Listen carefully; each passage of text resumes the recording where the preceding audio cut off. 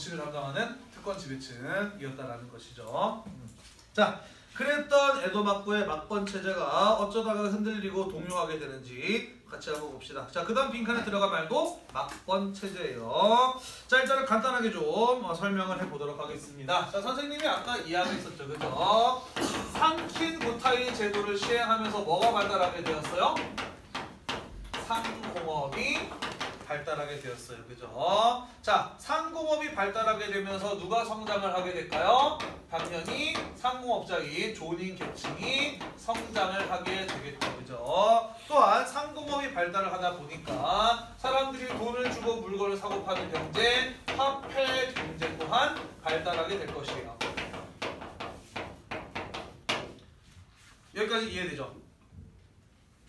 두 번째. 자, 일본 사회가 막번 체제를 이루면서 사회가 안정이 됩니다. 그리고 활발하게 개간이 이루어지고요. 농업 생산력도 향상이 돼요. 농업 생산력의 향상.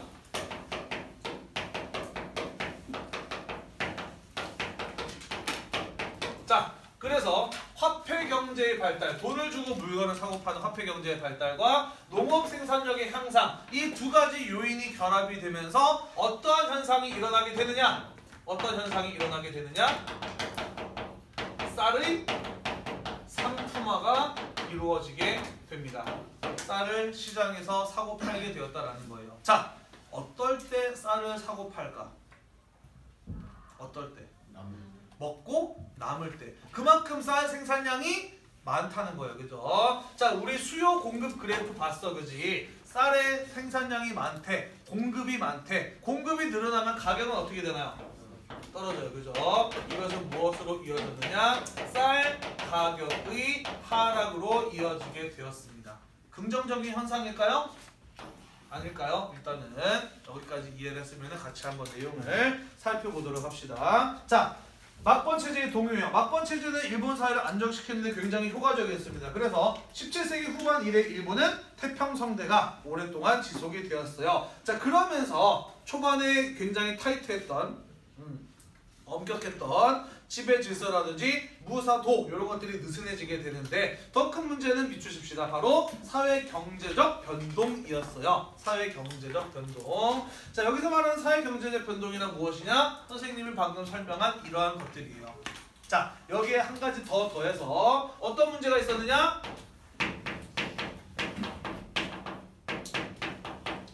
땅이 부족해. 어떤 땅? 무사들에게 나누어 줄 땅이 부족합니다. 왜냐면 무사들 아까 얘기했듯이 칼 뽑을 일이 별로 없었다 그랬어. 그지? 당연히 시간이 지나면서 일본의 인구도 증가하고 무사의 인구도 증가하게 됩니다. 그런데 일본은 어떤 나라예요? 섬나라예요. 그죠? 그 일본 내에서 토지를 더 많이 넓히는 데에는 한계가 있단 말이에요. 그지? 무사들에게 나누어줄 토지가 부족해지게 됩니다. 당연히 무사들이 1인당 받는 토지의 규모가 줄어들 수밖에 없어요. 그죠? 무사들의 시간이 지나면 지날수록 점점 더 어떻게 되어갈까요?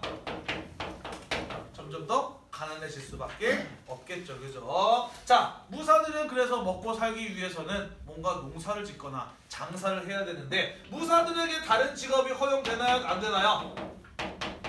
다른 직업, 무사 말고 농사 지으거나 장사하는 거 허용이 될 수 있을까 없을까? 우리 아까 뭐라 그랬어요? 에도마포의 신분질서는 신분 간의 이동이 금지되어 있어요. 그지? 무사에게 다른 직업을 허용한다라고 하는 것은 다른 직업을 가진 사람들도 무사가 될 수 있는 길을 열어준다는 것과도 같은 겁니다. 그죠? 이거는 막부 지배체제 하에서는 절대로 허용될 수가 없는 거예요. 그죠? 자, 그래서 나날이 무사들이 가난해지다 보니까 막부 입장에서는 굉장히 문제가 심각해요. 그죠? 왜? 무사들이 막부에게 충성하는 이유 뭐야? 쇼군과 막부가 토지를 주고 무사들이 먹고 살 수 있도록 해줬기 때문이잖아요. 그죠? 이해되니? 자, 그래서 18세기 초의 쇼군이었던 도쿠가와 요시무네 같은 사람은 몇 가지 개혁을 합니다. 무사들에게 돈 아껴 써라, 금검 절약해라, 재정 지출을 억제해라, 자기가 받은 땅에서 뭔가 돈이 될 만한 것들을 재배해라 라는 식으로 여러 가지 개혁 조치를 단행합니다. 그러면서 막부의 지배체제를 일시적으로 안정시킬 수 있었지만은 땅이 부족해서 다른 직업이 허용되지 않아서 무사들이 날로 가난해질 수밖에 없는 것은 구조적인 문제였다는 거야. 몇 가지 계획을 단행하긴 했지만 이런 어떤 근본적인 문제를 해결하지 갈 수는 없었고 시간이 지나면 지날수록 막부의 지배 체제는 점차 약화될 수밖에 없었다라는 것이죠. 오른쪽으로 넘어갑시다. 자, 그러다가 에도막부 후기가 되면서 선생님이 밝은 선명한 늦추십시다. 상품 화폐 경제가 확산이 되고요. 내다 팔기 위한 작물을 재배하는 것, 상품 작물의 재배가 일반화돼요. 그러면서 자연스럽게 쌀의 상품화가 이루어지게 되면서 빈칸에 들어가면 뭐예요? 쌀의 가격이 하락하게 되었다라는 것인데, 자, 이 쌀이란 무엇이었느냐? 거기 밑에 나와 있죠, 그죠? 밑주십시다. 쌀이란 막부, 다이묘, 무사들이 받는 세금 수입이었다라는 거야.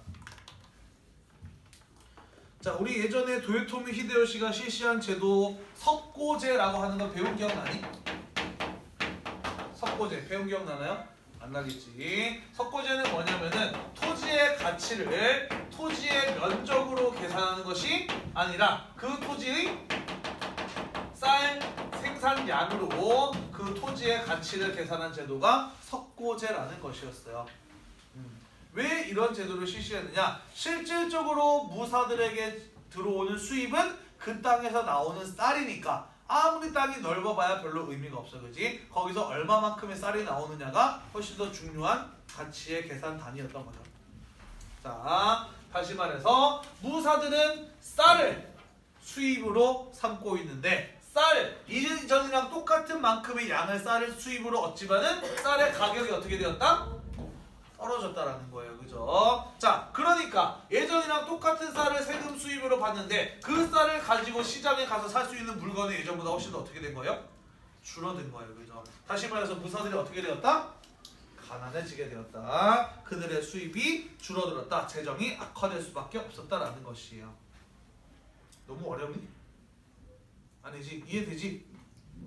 이해되는데 대답을 안 하는 그래요. 자, 시간이 없으니까 마저 이어서 할게요. 자, 그러니까 수입이 줄어드는 거 어떻게 해야 돼? 그냥 손가락으로 팔 수는 없잖아요. 그죠? 밑주십시다. 어떻게 해요? 세금을 올리죠. 그죠? 쌀의 가격이 떨어지니까 더 많은 쌀을 내라고 한 거야. 그런데 또 밑주십시다. 때마침 이 18세기 일본에서는요, 지진, 태풍, 가뭄 같은 것들이 연속으로 일어나면서 대규모의 기근이 발생을 하고요. 사람들이 굶어 죽는 일이 발생을 하고요. 또 콜레라 같은 이런 것들이 들어오게 되면서 전염병이 유행하게 됩니다. 자, 지금 먹고 살기 힘들어 죽겠는데 세금을 올렸어요. 당연히 농민들은 어떻게 하겠어?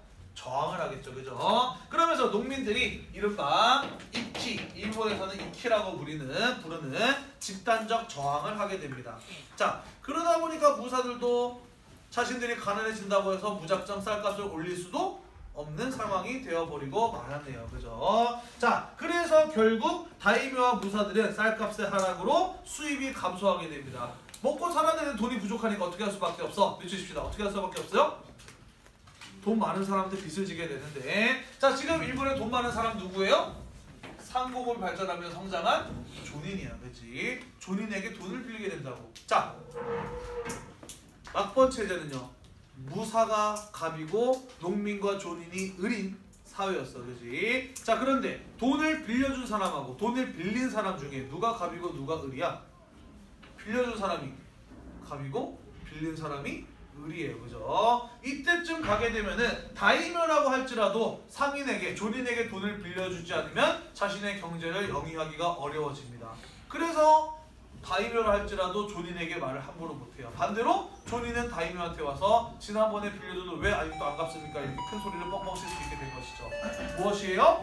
무사 중심의 신분 질서가 흔들리기 시작을 했다라는 것이에요. 자, 한마디만 더 할게요. 이런 사회에서 가장 불만을 많이 가진 사람 누구였을까? 바로 무사들입니다. 무사들 중에서도 수입이 적은 하급 무사들이 불만이 많을 수밖에 없어요. 그죠? 결국 그 하급 무사들이 똘똘 뭉쳐서 이런 부조리한 체제를 유지하고 있는 막부를 무너뜨리자 라고 하면서 막부를 무너뜨리고 막부가 가지고 있던 권력을 천황에게 반환을 합니다. 그게 바로 무엇이냐면 메이지 유신이라는 사건이에요. 그래서 이번 시간에 우리는 무엇을 배운 것이냐? 일본 근현대사의 시작인 메이지 유신이 일어나기 전에 일본 사회의 모습에 대해서 살펴본 것이에요. 다음 시간에 조선 후기 사회 변화에 대해서 마저 이어서 살펴보도록 하겠습니다.